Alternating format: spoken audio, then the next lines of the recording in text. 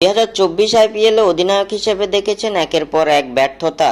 রোহিত ভক্তদের কাছ থেকেও শুনেছেন দুয়ো এবং পড়তে হয়েছে কটাক্ষ সব ট্রোল এবং সমালোচনার মুখে। সম্প্রতি সময়টা যেন বিষাদের মতো কাটছে হার্দিক পান্ডিয়া। এত সবকিছুর পর এবার পারিবারিক জীবনেও হতাশা নেমে এসেছে হার্দিক পান্ডিয়ার। আইপিএলের হতাশার পর এবার নিজের পারিবারিক জীবনেও চরম হতাশার মুখ দেখছেন মুম্বাই ইন্ডিয়ান্সের এই অধিনায়ক। হার্দিক পান্ডিয়ার সংসারে উঠেছে ভাঙনের সুর। গণমাধ্যমের তথ্য মতে হার্দিক পান্ডিয়া এবং তার স্ত্রী নাতাশা স্ট্যানকোভিচের বিবাহ বিচ্ছেদ ঘটেছে। খবরে বলা হয়েছে এই বিচ্ছেদের কারণে পান্ডিয়ার সম্পত্তির 70% ভাগ পাবে নাতাশা। বিবাহ বিচ্ছেদের পর নাতাশাকে সম্পত্তির 70 ভাগ দিয়ে দিতে হবে হার্দিক পান্ডিয়াকে। তবে পান্ডিয়া এবং নাতাশার পক্ষ থেকে বিবাহ বিচ্ছেদের ব্যাপারে এখনো কোনো আনুষ্ঠানিক ঘোষণা আসেনি।